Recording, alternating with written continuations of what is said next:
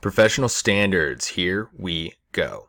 The whole point of this lecture is to give you a high-level overview of the rulebook that accounting and audit professionals are required to follow in order to properly conduct each respective engagement. Okay, so at the end of the day, when it comes to audits and other assurance engagements, this isn't just a free-for-all. There needs to be some structure as to how an auditor or accountant will perform their assurance duties. So we need to know who sets the standards, aka the rules for auditors to follow. Okay, so let's start this off by talking about professional standards. And remember, although this is the audit exam, you should think of this really as the assurance exam, all right? Because this test doesn't only want you to understand auditing standards, auditing procedures, and how to present an audit report, but you're also going to be required to thoroughly understand all of the different types of assurance engagements that some of you might see in this profession, all right? So as far as multiple choice questions and task-based simulations go, there's going to be a lot of information related to audit engagements, but you're also going to be required to know how to put together and identify questions associated with attestation and review engagements as well. Okay, so as far as our methodology of explaining this material is going to go, we're going to start by talking about audit engagements, okay, because this is still going to be the vast majority of the material that's going to end up being tested on your exam, all right? So where candidates tend to get in trouble when studying for this exam is going to end up being when they try to start memorizing everything, all right? So this is really a conceptual exam.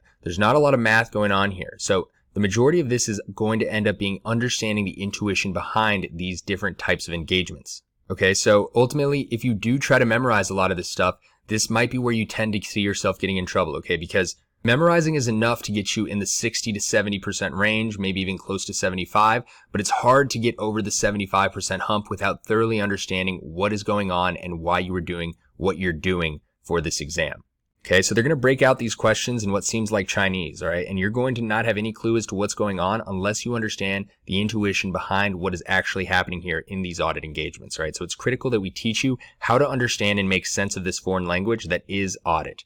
Okay, so we're going to try to put this together in a way that you can understand how this works in the real world, right? Because some of you are not auditors. If you're not an auditor, this is a very challenging language to make sense of, okay? So, like we said, starting off with audit engagements because this is still the bulk of the test. Okay, so we're going to start this off by giving you a high-level overview of an audit engagement, all right? So we're starting off by understanding who are the different standard-setting bodies. Then we're going to take you through the flow of the entire audit engagement, from signing the engagement letter to planning the engagement, all the way to testing for details related to specific companies, okay? So that will be known as substantive testing, and it's going to break out, or we will learn about these more in detail in later modules.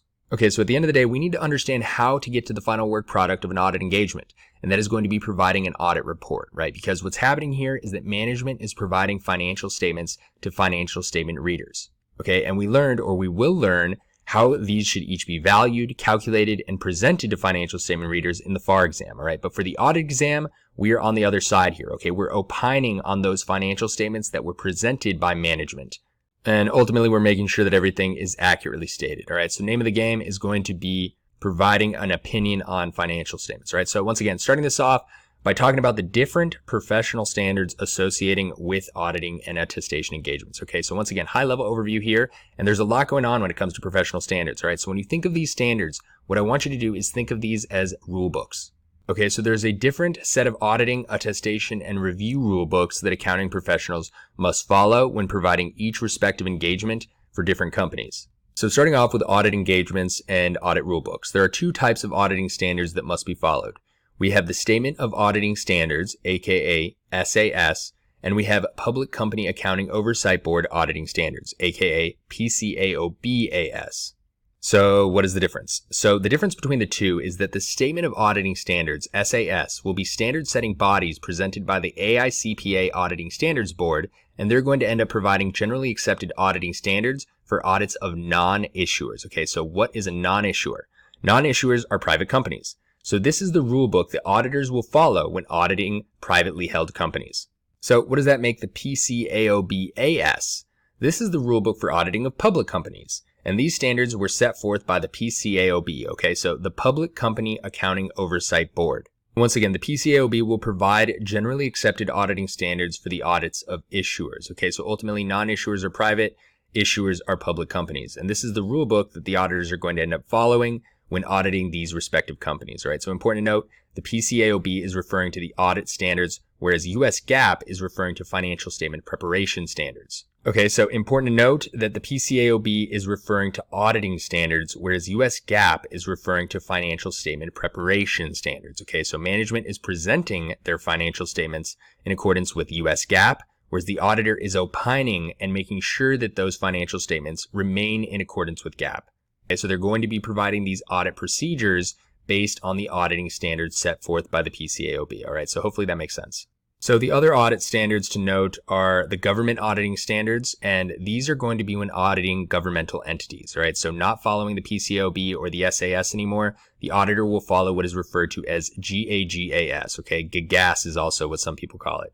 So this is going to be referring to generally accepted government auditing standards set forth by the Governmental Accountability Office, all right? So GAGAS provides guidance for audits of governmental organizations, government programs, government activities, and any organization that receives government funding.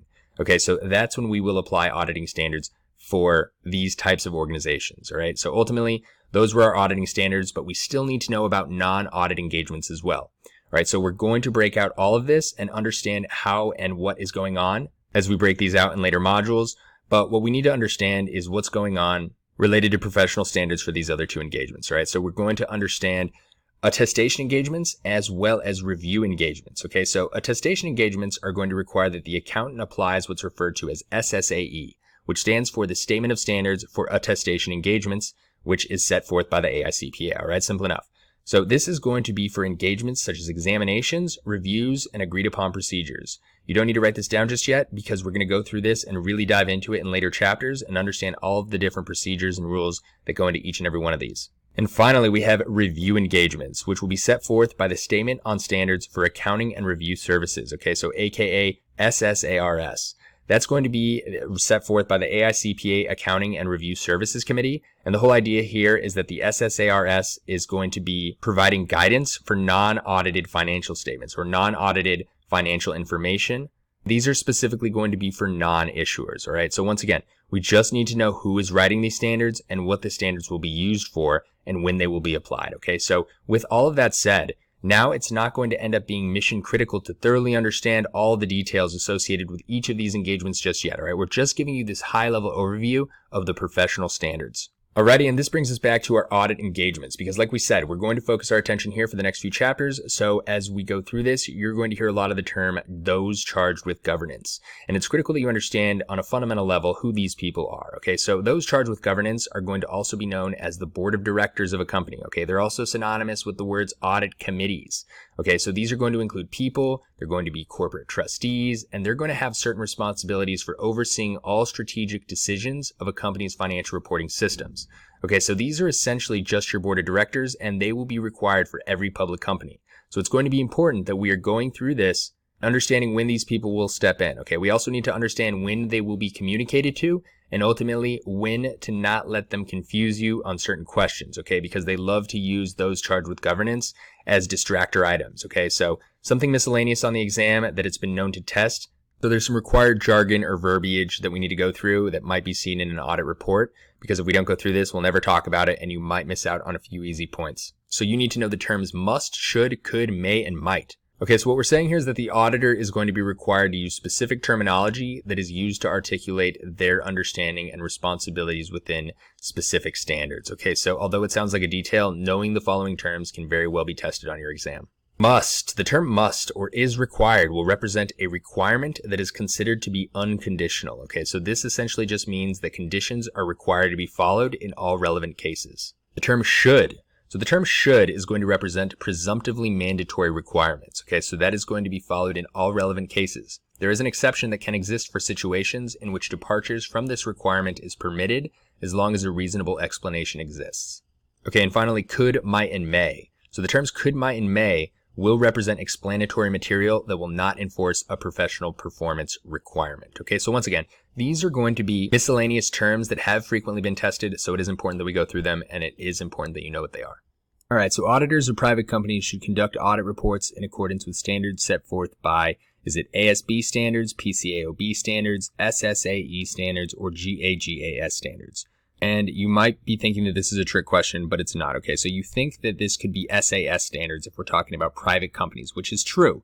But in reality, SAS standards are interpretations of pronouncements of ASB standards. Okay, so this question is just trying to get you to understand that SAS in theory is going to be a subset of ASB. We also know that PCAOB, SSAE, and GAGAS is not going to fly because we're talking about private companies and audit reports. Okay, so PCAOB is specifically talking about audit reports of issuers, aka public companies. SSAE is going to be attestation engagements, not audits at all. And GAGAS is going to be for governmental entities. All right, so the answer here is going to be ASB standards.